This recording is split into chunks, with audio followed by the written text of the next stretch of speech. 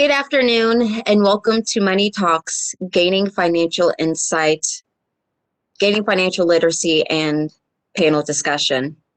I am Demetra Sanders and I have the distinct pleasure of serving as Atlanta Metropolitan State. I'm saying the wrong school, I'm sorry. Atlanta Technical College's SGA president. Today's program is the fourth in a series of cross-college conversations hosted by both Atlanta Metropolitan State College and Atlanta Technical College, celebrating Black History Month. We are also joined today by Mr. Dante Davis, the HGA president from Atlanta Metropolitan State College, who will be helping us get your questions answered by our panelists today. The program will address financial literacy and the myths that the Black community have about money. As moderator for the program, I will ask questions of our panelists to initiate the discussion. Following this discussion, attendees will be permitted to ask questions using the chat feature. Please engage in the discussion and be respectful of all perspectives. I will now start to begin to introduce our panelists. From Atlanta Technical College, we have Mr. Hawkins.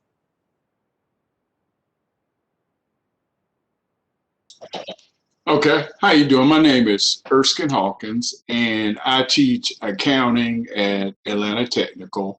Also, I don't think Demetra knows this, but I teach at DeVry University. I teach finance and accounting there. So I'm gonna put on my finance cap for this more so than my accounting. All right. Thanks for having me. Thank you, Mr. Hawkins. Also from Atlanta Technical College, we have Mr. Burnside. Good afternoon. I'm Mike Burnside. I'm now Director of Career Services at the college. Formerly was an accounting instructor there, and also I was interim vice president for administrative services there at the college. I've had the plum pleasing pleasure of being there almost 37 years, and I'm an accountant by trade. Thank you. Thank you, Mr. Burnside. And our special guest today, we have Miss Jenkins, who is a Atlanta Metropolitan State College and Atlanta Technical College graduate. Good morning. I'm Shakita Jenkins. I work at Bank of America. I'm one of the vice presidents, but I'm also a financial center manager, and I also teach Better Money Habits financial literacy courses. I was a student like you once. I actually went to Atlanta Technical College and graduated from Atlanta Metropolitan State College as well. So I'm very excited about being here with my alumni classes right now. So excited about being here. Thank you so much for inviting me. Thank you, Ms. Jenkins. From Atlanta Metropolitan College, we have Mr. Mangum. Good afternoon, everyone. And again, I appreciate the invitation for inviting me. I'm the Dean of the School of Business and Technology at Atlanta Metropolitan State College. My doctorate is in economics, and I teach anything from money and banking courses to business and finance to strategies for entrepreneurs. Again, thanks for having me. Thank you, Mr. Mangum. And our last special guest today is going to be Mr. Smith. Good morning, everybody. My name is Michael Smith. I am a scientist by day, and by night, I'm a small business owner. The business that I co-founded is Francis Smith and White LLC, and we're pretty much an investment company. And our primary offering today is a basic stock market course that we teach. With me, I have one of my partners, Ms. Veronica James. She's here just in case if I have to get back to the laboratory, she will facilitate any questions that we may have today, okay? Glad to be here. Thank you guys so much for joining us. We'll begin with the first question. And our first question today is, what are some of the greatest financial myths told to the Black community?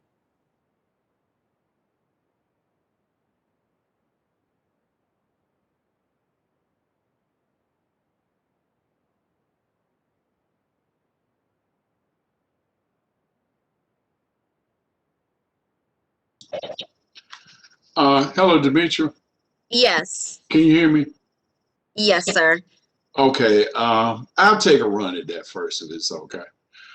Um, Two things that I hear that they're well-meaning ideas, but I think that they don't really address a lot of problems that we have listed here, like Black poverty. One of them is this idea of buy black. All right. Now, I worked for my father when I first got out of Morehouse. I did that for 13 years. And one of the things that he tried to do as a Black business owner was to shop with other Black people.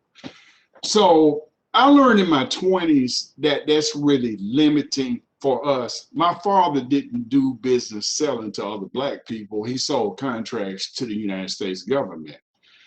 And by doing that, like I said, you limit yourself. The other thing is you limit the community, because the other myth that ties into that with me is this thing about money recirculating, that other communities recirculate their money 12 times. We don't do that. Well, the truth of the matter is, if you go shop with other communities, like it's a Korean family that I buy wings from every Saturday, okay? All of their customers are either Black or Mexican with a smattering of white people.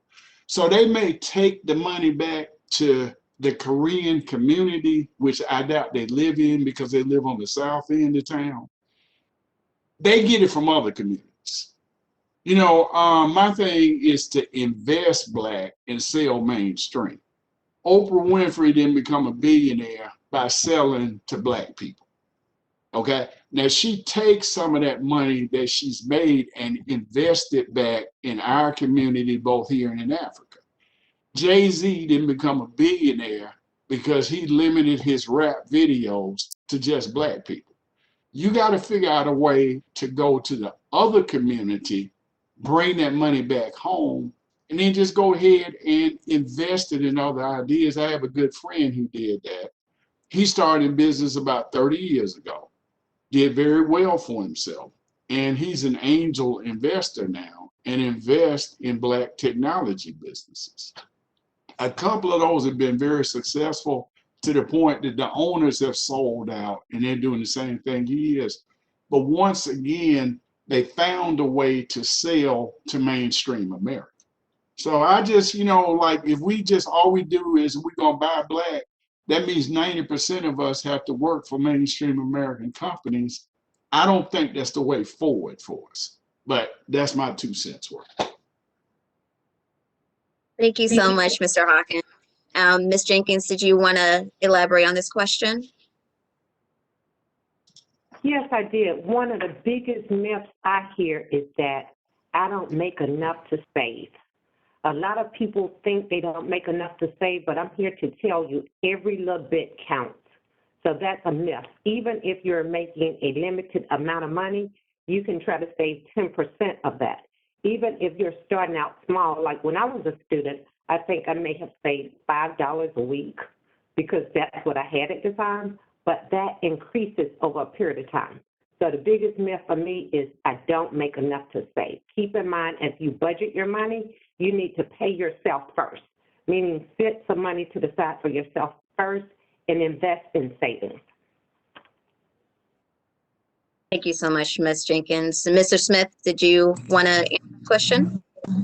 Yes, for me, I'm tall, Black, and I'm athletic.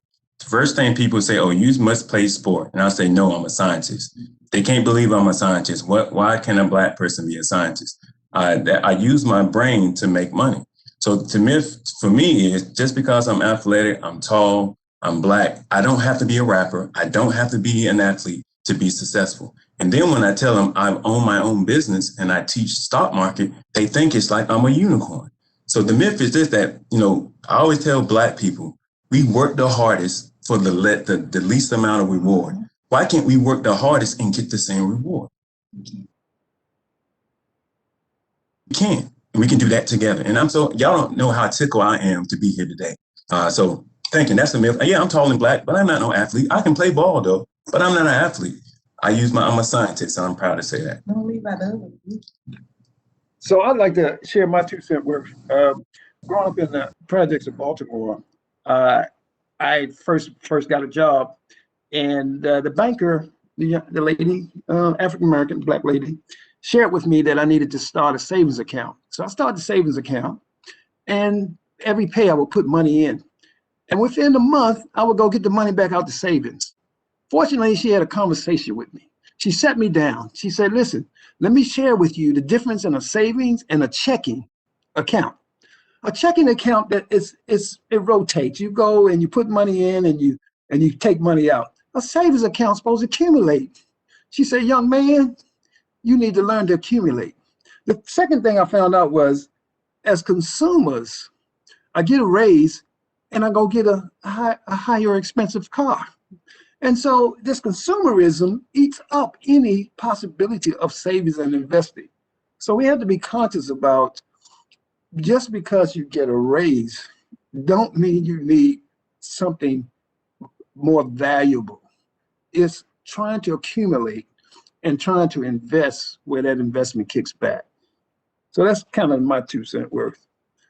Know the difference in a checking and a savings account and an investment account, of course. Thank you.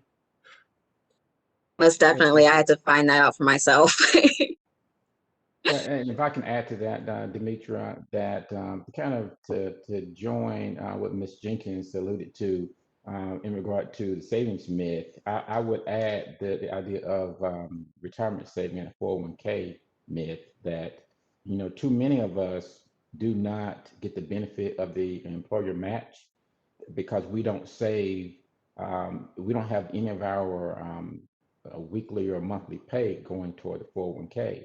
And so literally too many Black and brown people leave retirement funds, on the table because we are not contributing ourselves to our 401k because, again, of that same mindset, oh, I don't make enough to save. I don't make enough to save for retirement kind of thing. Thank you. Thank you so much, Mr. Mangum. Our next question is going to be, how can the Black community overall become more financially literate?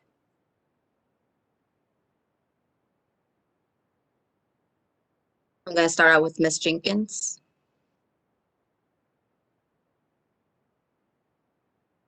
One of the ways that the communities can become more financial literate is by taking financial classes, going and utilizing financial resources like looking at books, videos, making sure that we start early. One of my roles, or one of the hats I wear here at Bank of America, is a financial literacy instructor. So the earlier you teach the kids, the better off they are. So we have a website that we go to called, and it's a good resource for students, called www.bettermoneyhabits.com. It talks to you about the basics of managing finances, like account management, savings, budgeting, improving your credit, working on credit, and things like that. So I would say educate, educate, educate. It starts at the high school level and college level when you take financial courses, but continue to educate, because the more education you get around financial literacy, the better off you're going to be when it comes to making certain decisions in life and financial decisions as well. I would like to add to what Ms. Jenkins just said. In addition to starting at that level, charity begins at home. So does financial literacy, and teaching our children early on how to save, and the conversation about investing, the conversation about limiting purchases, and doing more in saving and understanding what money means. A lot of times I find people are working for money without a goal. I mean, you can make all the money, but what are you doing with it really matters. And so I think financial literacy, if it starts at home and then develops into what Ms. Jenkins just said, to continue learning courses. And I was so thankful that it took a bank manager like Ms. Jenkins to give me one good lesson. There's a difference in savings and checking. Thank you. Mr. Hawkins, and then Mr. Smith, you can answer your question. Well, answer the question, please. Okay. Demetri, I was just thinking about a conversation. My youngest son is home for a couple of days, and we were talking last night. One thing he mentioned that I think is very important for students, he said you learn by doing. And I had told him about a investment vehicle called Stash, where you can put in $9 a month, and you can buy slices of stocks. You don't buy the full stock, but you buy slices. Well, he's doing that, and there's a lot of information about investing on there. But one thing he was pointing out to me is that you have to get in the game. Okay, being in the game will encourage you to go ahead and just learn more, because now he's going on YouTube, as was suggested, watching videos. Stash has a lot of write-ups on investing. And I think the education he's getting is well worth the $9 a month he's putting in there. But he also has bought a couple of stocks and doing quite well in them. I wouldn't have suggested them. One of them was corporate cannabis. I won't say anything else about that, but it is up 25% since he bought it. But he figured that out on his own. And it's like I said, it's a learning process, but we all need to get in the game. There's a guy named John Rogers that runs a firm out of Chicago. Melanie Hobson, used to be the president of his father put him in a stock portfolio when he was a teenager. And he grew up to run a financial services business. So a lot of people do that. They teach their kids early how to invest. But we also have to just go ahead and give it a try and realize that part of trying is sometimes you're going to fail on those investments, but you learn from that. And that's what I would say. Thank you, Mr. Hawkins. Mr. Smith, you can go ahead. Mr. Hawkins, you're right on the money. I said, I'm going to use my athletic frame when you said get in the game. Yes, I'm going to play now. Now I'm going to use my athletic game to get in the game. Because what good is financial literacy if you've been, like, we go to school I've been in school 20 plus years. And then if I didn't become a scientist, what good was all that education? So you can be teaching yourself how to be a good steward of your finances, how to invest, how to save, right? But if you're not doing it, soon you get that check, you out there burning it, buying shoes, buying jewelry, buying whatever under the sun. What good is it to teach it? So this is my challenge. And I'm glad we got some professors and some scholars up here. Why isn't this being taught in school? You can teach. I went to East Carolina University. They taught me how to swim. Still don't know how to swim. They should have taught me this then. I would have been in a better place now. So when we talk about financial literacy, we needed to do more than teach it and build it into the curriculum. If we really want change, if we really want to change generational wealth, we can educate. But my mama always told me the world's going to end before I need money. That's how I grew up in my family.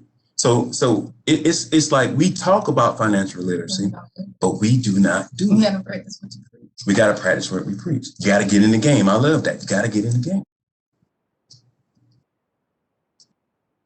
Absolutely. This next question kind of piggybacks off of the last one, and it is, how can the Black community produce generational wealth for their families?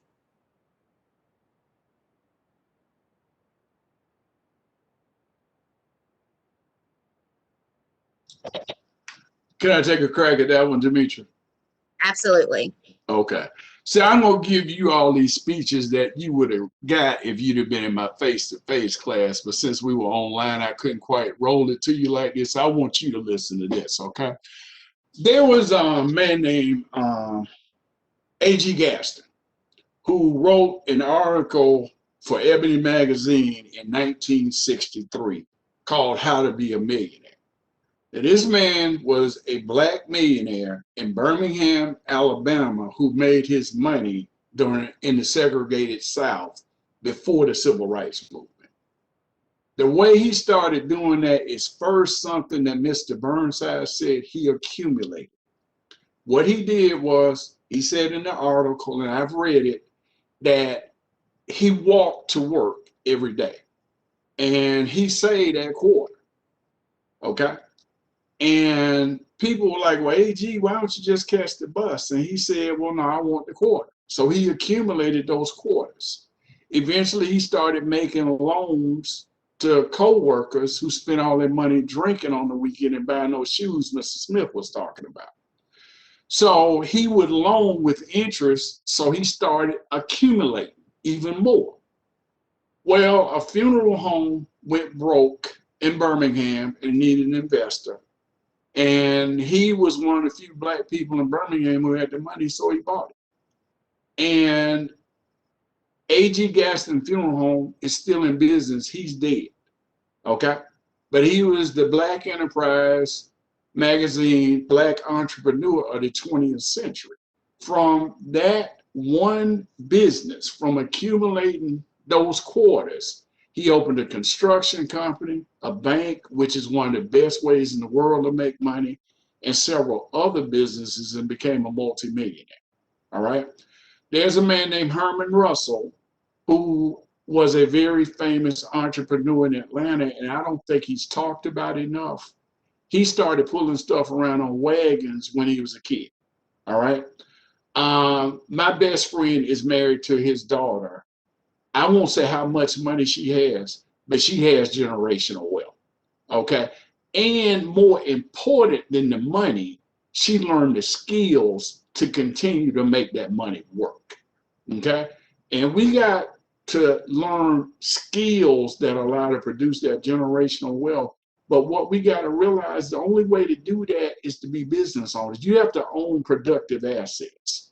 Another thing that we talk about is we need to own homes. Well, yeah, we need to own houses, but houses don't produce generational wealth unless you're renting them and flipping them, because that's not what they're designed for. They're designed for you to have a place to live. We have to figure out businesses, and we need to focus on business. And my grandfather owned a store and a dry cleaners in Birmingham, Alabama, around the same time that A.G. Gaston was coming. I don't know what they put in the water in Birmingham, but he raised 8 kids on the money that he made from those businesses. And then 5 of his children grew up to own businesses. My father did pretty well for himself. Like I said, I worked for him for 13 years. To me, that's generational wealth, is ownership of productive assets. You don't have to be a tech billionaire, okay? But that's freedom. And what I tell my students is that you need to, while you working for your money, you need to have your money working for you. And the best way to do that is to have a business, because y'all can sit there and work together. The next best way is to accumulate a little money and then put it in a retirement fund, put it in the stock market. Okay, do something that will allow the money to work for you. So when you get old and gray like me, okay, you can slow down. Okay, I like working. My dad's 86, he still got a full-time job, so that's who I am. But you don't want to have to work. And if you put your money to work, you can pass that on to your children, but you got to find productive assets to do that. But more importantly, teach them a skill or encourage them to learn a skill that they can pass on, that will create a business that you can pay forward so that the community can benefit from it. And I'm all about the community, not just 1 or 2 people. And we need to start working towards a large class of entrepreneurs and business owners, so we can stop talking about Black poverty and start talking about Black prosperity as a whole for all of us. Let me be quiet. Thank you, Mr. Hawkins.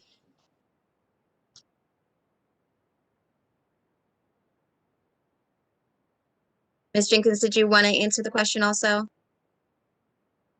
Yes, I was just going to add to it. I totally agree with Mr. Hawkins.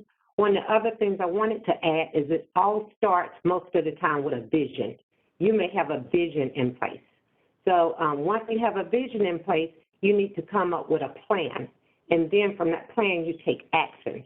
So I think it starts with having a vision, because some of the examples he gave was somebody who started taking action and then at some point had a vision and planned it out. So I would say follow your vision.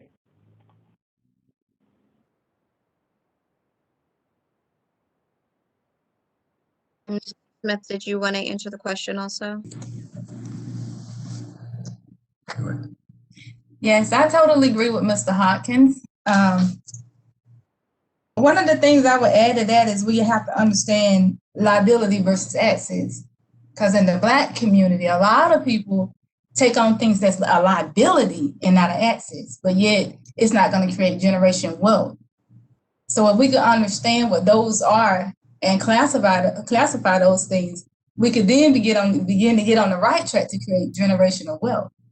And the other thing I'll add to that is he's so right about our money have to work for us, because we cannot trade time for money. So I would say invest, or whatever your skill set is, whatever you really, really good at, that's what you market. That's what you invest in. And that's how generation begin to begin to start getting created. Absolutely. Our next question is going to be, how can the Black community overcome poverty?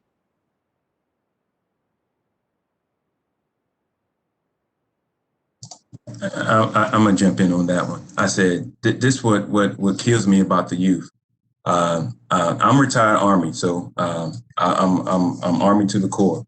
So when I get out of the service, I go back home, and my people that I grew up with are still doing the same thing that we were doing 20 years ago. So I tell them, I said, hey, this is a vicious cycle that you're on. If you don't break that cycle, you're going to remain on that cycle for the rest of your life. You know, borrowing money, let me get $20 on gas. And so I put some gas in my car, let me borrow. And I told him, I said, hey, man, if you don't stop this, the Black youth will stay in poverty because they don't understand how money works. So when I tell them, hey, invest in the stock market, I'm teaching, you will be surprised how many of my family members are actually taking my course for my company. Not many, but total strangers will come in the fold because they understand it. So when I say to myself, my company was built for my family first, but sometimes your family don't want to receive it because they're in this poverty mindset. They want to say, hey, I don't know how to be successful. I got this thing I tell my clients. The Black community, Black and brown community, we know how to go from bad to good, then back to bad. Then we go fight to get to good. Why don't we know how to go from good to great and stay in that zone?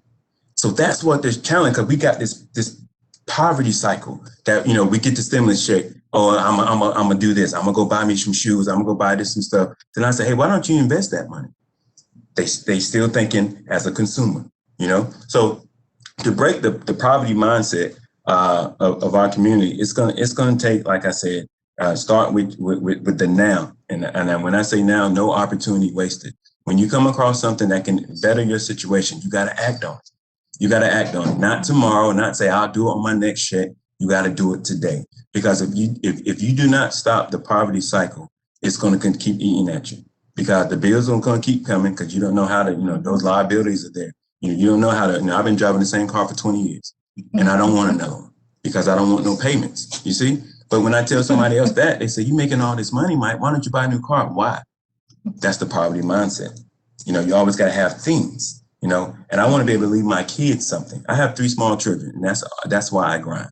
So with that, I don't wanna leave them a lot of liabilities. I wanna leave them something they can build on, but you gotta break that mindset. As soon as you break it, and like I said, when you break it, you have to sustain it. So that's the thing. We know how to get out of it, but how do you stay out of it? And that's the thing you have to learn how to do. The why would keep them out of it. They got to have a why. Why? Why are they doing it? Yeah, Mike, I agree. I think besides the poverty mindset, it's also a selfish mindset. I had that selfish mindset, meaning that what it was what I was lacking growing up.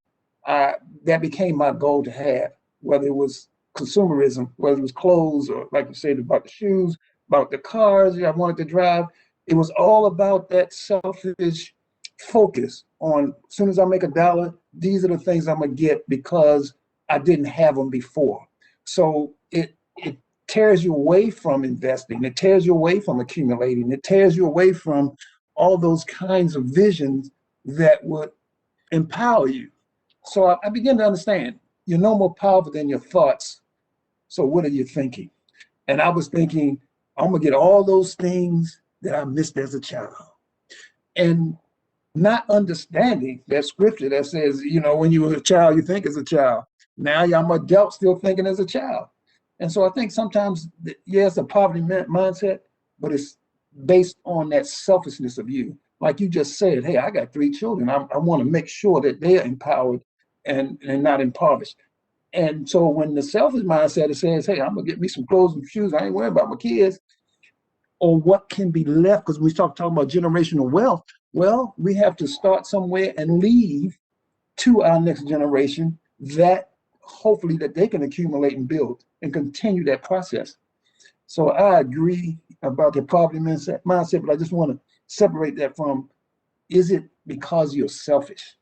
And I understand self-care, but we have to be a little bit more focused on sharing and investing in those things. Thank you, Mr. Burnside. Mr. Mangum, did you want to answer the question also? Yes, thank you, Demetra. If I can share a bit of information, because what we're concerned with and what we're discussing here are sisters in terms of poverty and wealth are the opposite sides of the same coin. And so when you're talking about put together a platform or a process or a plan where you want to reach wealth, the issue is it's around commitment and consistency. Because if you're educating yourself, for example, taking advantage of free education in America, you can achieve as much education as you would like at zero cost. Okay, and I can prove that because I was able to do that. And so, if you're willing to make that commitment to your education, you can not only get a high school diploma, but you can get a 4-year degree, you can get a master's degree, and you can achieve a PhD. And so, you know, just an example of one increasing their human capital. But when we're talking about education and skill set, that is really what we're getting at, human capital. So I now have something to trade with the prospective entrepreneur out there who's looking for a certain knowledge and skill set to help him or her make money in business. And then secondly, and more directly, that creates also a platform for you as an individual to achieve business ownership and high performance because you yourself have those knowledge and skill sets that you can utilize for yourself and your family. And moreover, because there's been a lot of comment regarding this aspect of wealth development, and true that it is greatly, and it's not a simple matter of teaching this or doing this, particularly outside of school, but the family and parents are a big part of the process too, that we can't, you know, say too much about in the sense that the more we can work also not just on young people, but adults to have the right kind of commitment and mindset to where we are delaying gratification. Because when we talk about consumerism, we're referring to having the strength and intentional fortitude to say, I don't need that brand new car because I got the raise. I don't need that, you know, those new clothes, new shoes, what have you, that I can delay that gratification. And one of the common things, for example, in personal finance is pay yourself first, with the idea that when you're paid, you move money over to your savings account because in that sense, you are paying yourself first. And then through, you know, like the earlier conversation around the accumulation of that savings and things that, you know, people that come before us have been successful at doing, that becomes that first step in that process. But the weakness and the stumbling block for most Black and brown people is not taking that first step in terms of delaying gratification and start this series and commitment to savings. Thank you so much. Our next question is going to be, what exactly is credit and how it's calculated? And what are some sites that can be trusted? I'm gonna take a stab at this. Credit is using OPM. You all know what that is, right? Other people's money. I kind of summarize that. That's what the credit is. And we have to be conscious. It has to be paid back. So if you use credit, and I know with that Robert Townsend, who did movies with credit card, but he used other people's money to invest and get paid from it. And so we have to be conscious and careful about using credit, how we use it, and what we use it for. There was a statement I learned early on with the credit was that your bill shouldn't last longer than what you purchased. So if I go to a restaurant, eat a meal, and hadn't paid that meal off in 30 days, how good was that meal? So we having to learn that you have to be effective when you use credit. You have to be very thoughtful, because you can go get credit and purchase a car and pay so much a month, purchase items and pay so much a month. I find that sometimes people get caught up in it, and all of a sudden the monthly total is more than what they got coming in. So credit can be like water and fire. It can be useful, it can be dangerous. And so you must understand what that means when you're using other people's money. Other people want their money back, and they want it back with interest, which means that when you use this, it's going to cost you more than what you purchased. And then this time and money thing will get you caught up. Like I said, you eat a meal, and then 30 days later still haven't paid the bill, and now the interest is running. So we want to be conscious about credit and what it really is. People want to build up their credit ratings. For me, unfortunately, I think it's a numbers game. I worked in banking, and I saw how that worked, where some were afforded, regardless of the rating, to get and use other people's money, and then some people were slammed for not being able to use it because of what they call a credit rating. However, it is very important to make sure that you do the just thing and the right thing. If you're going to use credit, make sure you pay it. Make sure you use it as less as possible. And when we're talking about the accumulation of wealth, and we're talking about the accumulation of savings and investing, to limit having to use it. Now, like what Michael Smith said, hey, I just drive an old car and not have a note. And I understand that. And so we just want to be conscious about credit and what it means. Please contact Ms. Jenkins and learn about that credit and how you have to use it. She'll tell you the bank. I had a situation where my son kept bouncing check, non-sufficient funds. So I went to the bank, because he was a young guy. I went to the bank manager and I said, listen, my son continues to have non-sufficient fund checks, and yet y'all continue just to charge him and continue to let him keep the account open. She said, we a bank, that's what we do. We collect money. And if your son chooses to continue to pay NSF funds, hey, it's more for us. So be careful when you use credit. Be thoughtful, get advice, talk with people, especially, and I remember being on the college campus where they were, folk were getting young college students to get credit early. And it was sad because some of them were not even working. And when you got credit, it means you're going to have a note if you use it. So please be careful out there when you're using credit. Be very thoughtful. Get help and advice from financial advisors.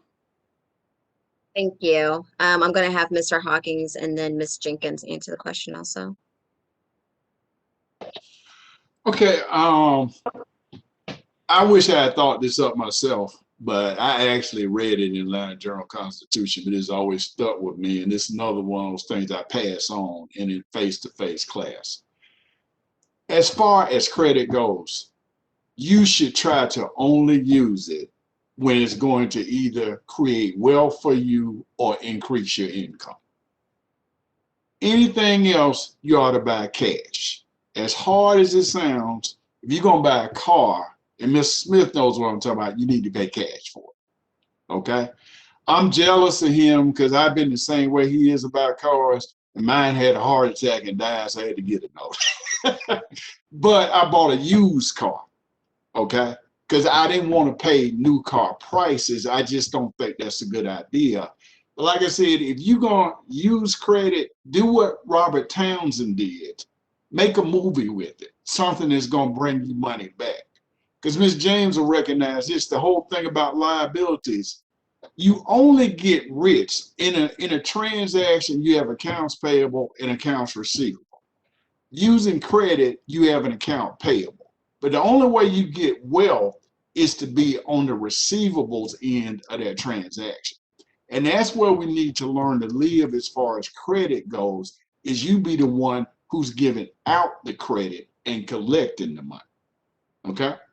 I mean, if you want that meal, yeah, you ought to pay with your debit card. All right? If you see an opportunity to invest, then it's okay to use credit as long as the rate of return is going to be higher than the credit that you use. That's hard with a credit card. But I always tell my students, you know, if you want to establish credit, don't get a credit card. Save up a couple of $1,000s, go to the bank, borrow some money from the bank. And Ms. Jenkins, you tell me if I'm wrong. Say, if you got $2,000, go to the bank and take out a loan for $2,000 and use that cash as collateral. Okay? Pay the loan back, you get your $2,000 back, and you got credit established with a bank. The reason I know that, my brother did that. He took a loan out with Bank of America. He put up, I think, $5,000. And when he finished paying the loan, he had an 800 credit score, which I guess is about as good as you can get. And he had established a banking relationship with Bank of America. So it's not like, it's not just your credit score. It's how you handle it. Obviously, that affects it, but it's what you do with it. Okay, if you got an 800 credit score and you go out and buy a Cadillac, okay, or whatever people are driving these days, it's fancy, a Mercedes, then what good is it done? Okay, when what you could be doing is investing in something that can give you a 10, 15, 25% return. If you're lucky and you come up with that next big idea, like Mark Zuckerberg or somebody, you can own the world. So credit to me is a mindset as to how we use it. And I'll be quiet.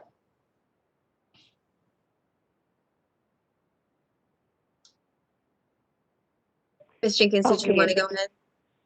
To add to it, what I would say about credit, and this is one thing I can truly talk about. When I went to Georgia State, I came out with 10 credit cards, and I was so excited about receiving those credit cards because I was newly graduated, but what I failed to think about was how I was going to pay those credit cards back. So what I would say is credit can be used for various things, but keep in mind you want to manage your credit effectively and efficiently. So when you look at credit, you want to make sure you're looking at the amount of debt you have coming in, you know, and you want to make sure you manage that efficiently. So if you have a credit card for $500 and you decide, hey, I'm going to spend $200, you have to decide, am I going to pay my minimum balance back, or am I going to go ahead and pay the entire thing back? And then no interest charges would be charged. The second thing when it comes to credit is you need to make sure you pay your bills on time. One of the biggest things is making sure those bills are paid, because keep in mind, if you miss a payment, then that's going to bring your score down. If you pay on time, then it's going to help your score raise up. Some students think that student loans do not help, but I'm here to tell you they do help. You know, you want to make sure you pay those student loans on time too, because that's being built upon credit as well. Automobile loans, what other things? House loans, that type of thing you have that will build credit as well. Some of the things I've recognized as I've gotten older is that credit is not only used for purchasing things. Today, your credit may even be pulled for a job opportunity. Another thing that your credit may be pulled for as well is sometimes when you go different places and you're doing different things, they want to see how you manage your finances. So what I would say to the students is keep in mind when it comes to building credit in the Black community, and not necessarily is more accounts or more cards better. Because the more cards you have open and the more balances you have on those cards, the higher the risk is. So you want to make sure that you keep your balances to under 30% or whatever your credit limit is, and you want to make sure that you manage your credit so that you're not up at the top of your limit and you won't look like a risk. And know what the credit scores mean too. You know, like Mr. Smith was talking about with the credit scores, a good credit score, excellent credit score is between 800 and 850. You know, a lower credit score would be considered somewhere between 500 and maybe 600. Knowledge is power.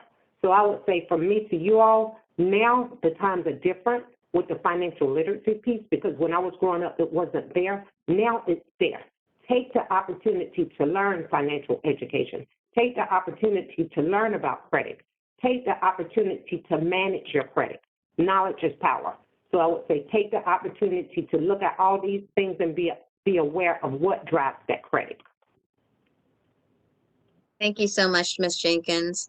Our last question before we jump into the Q&A is going to be, how can a person safely invest into cryptocurrency and those types of things? Because we keep hearing about Bitcoin being $40,000 per Bitcoin. How can a person safely invest in something like that?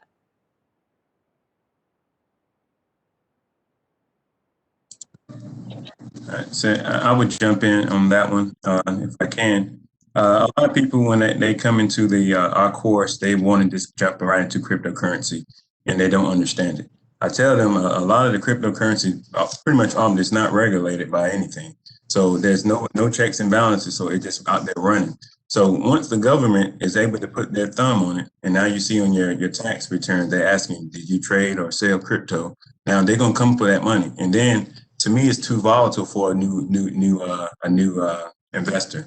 I would say start out with some consumer defensive, maybe some tech, some communication services type stocks first. As you build your base, then diversify, you can get into some crypto. But right now, you coming into crypto and it's almost 50K. You're not buying 50,000 a share of it. You might put $100 in there. There's more things that you can put that $100 to make it work for you. Now, granted, if you was in crypto 5-6 years ago, you probably made a fortune, right? But don't chase the stocks, you know. And I always tell people, if you start chasing stocks, you're going to lose money.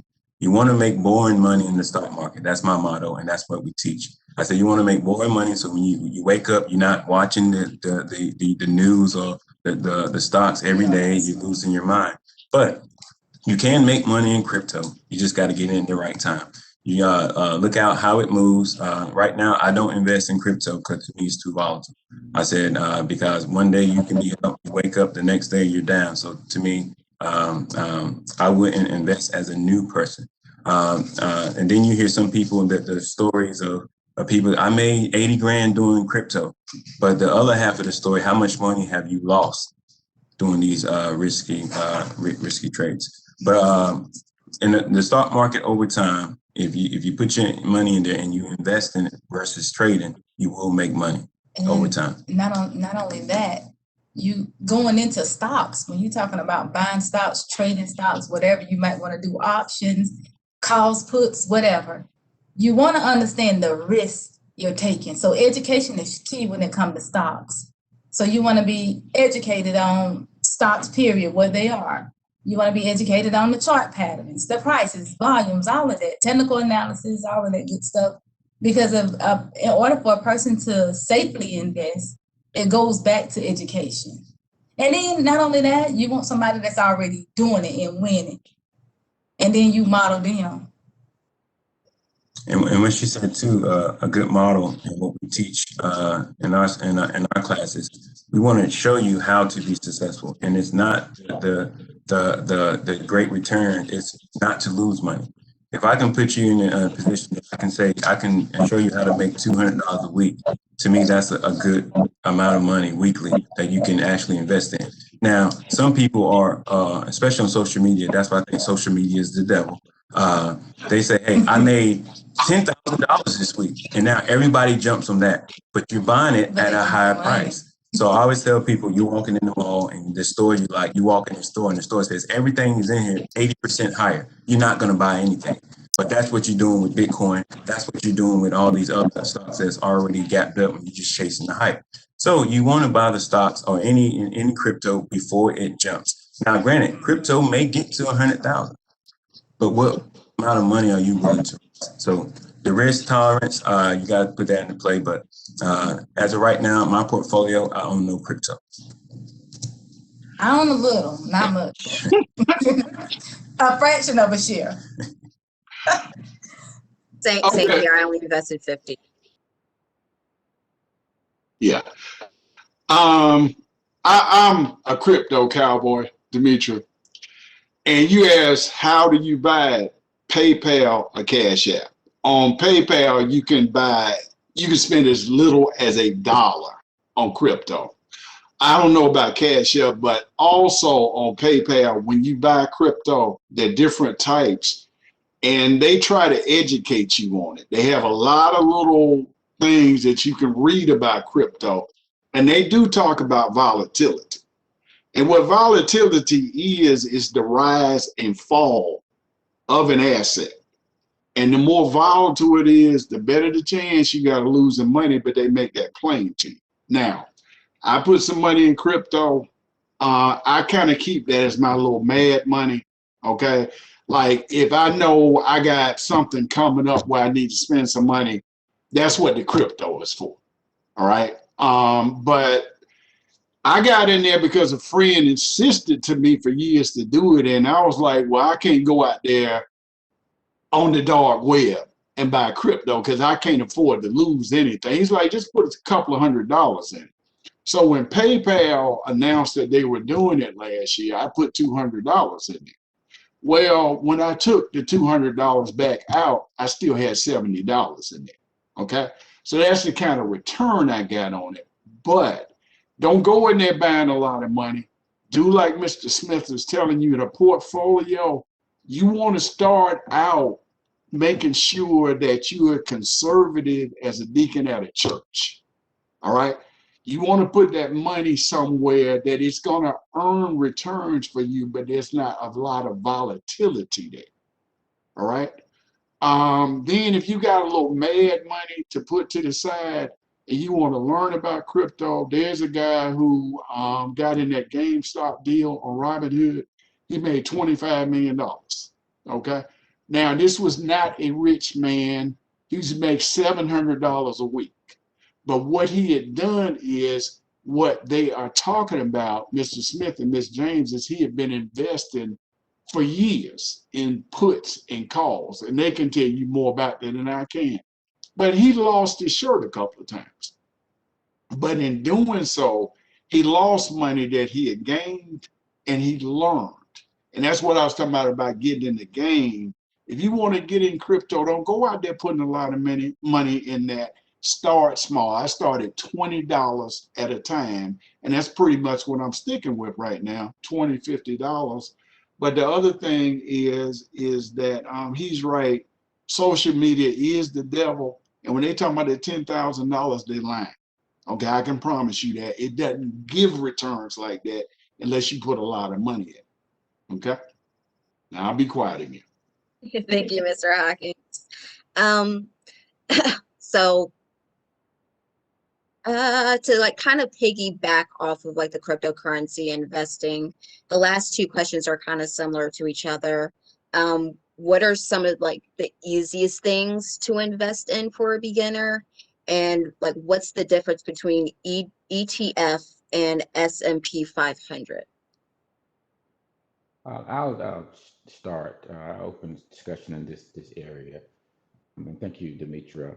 And one thing I mentioned, and I'll be the stick in the mud on this thing, because as a college professor for so many years, I've had a number of students want to discuss the hottest thing of the day, right? And so, going back to what Mr. Smith and his associate mentioned earlier about the education piece, this is what I ask of students or young people in general. If you're a beginning investor, if you don't know about that particular item that someone's may brought to you or thing you may have just seen through some marketing, you should really educate yourself and not just be seduced by that marketing appeal that might have been something bright and shiny and you decide you want to jump with the herd. Because very specifically, if you don't know what a cryptocurrency is, you should not be putting 1 cent in there, much less 50. Okay. If you don't know what blockchain is, that is the basis of the thousands of actual cryptocurrencies, you should not be putting a dime in any of them, much less Bitcoin, because the very nature of those things have been driven by phenomena that people like myself cannot fully explain, right? It's like air. No one can really explain to you why helium goes up and then it um, basically diffuses through the balloon and the balloon falls. Okay. Bitcoin and investments, these things are no different. And so these factors that are at play are serious. And those are the things that are producing this volatility. And when you're talking about a global market for these securities or wannabe securities, these things are these factors that influence are great in number and can change at the drop of a hat. And just give you another example what students come with because of these social media videos. Students will come and talk about currency, right? That they've been told or seen a video on YouTube that, hey, you can make X number of thousands of dollars in foreign exchange. Well, the reality is foreign exchange is the largest market in the entire world. Currency is an asset.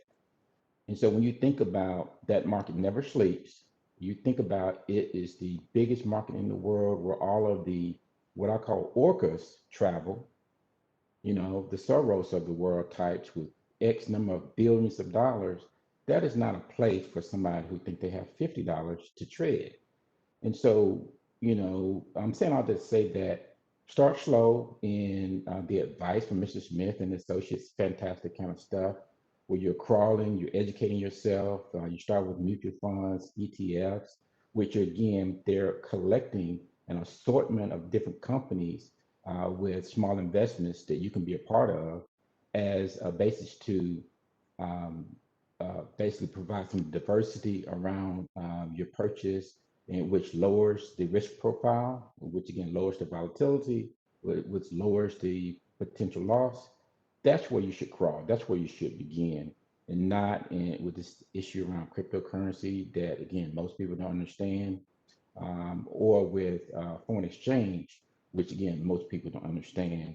And so that is what I would share, and just be the guy who would be the stick in the mud, because I know some people can get so excited because of the commercials and things that they hear about.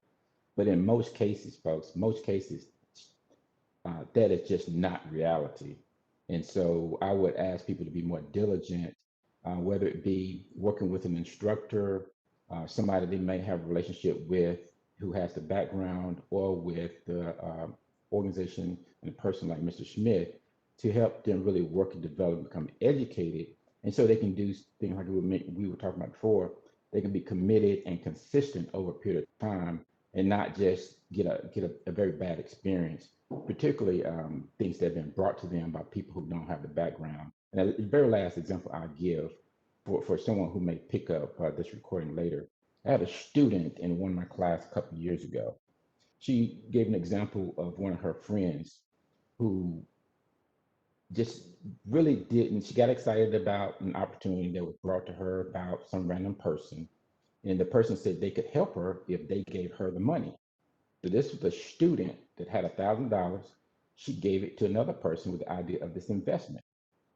And this student didn't share it with her mother, who was an FBI agent that could have helped her kind of navigate and deal with some of these issues.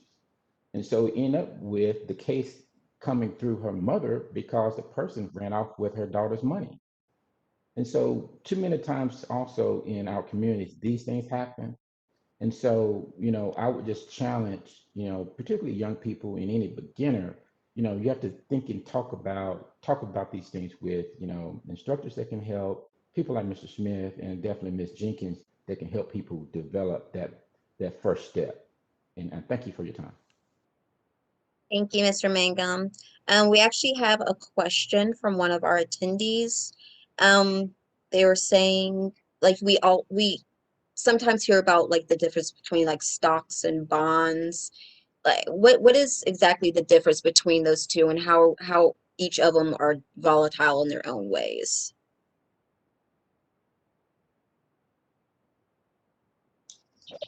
Okay, can I put on my finance cap for a minute? Yes, you may. Okay. One, when you're an investor, there's something called life cycle investing. What you want to do when your age is that you want to invest in growth stocks.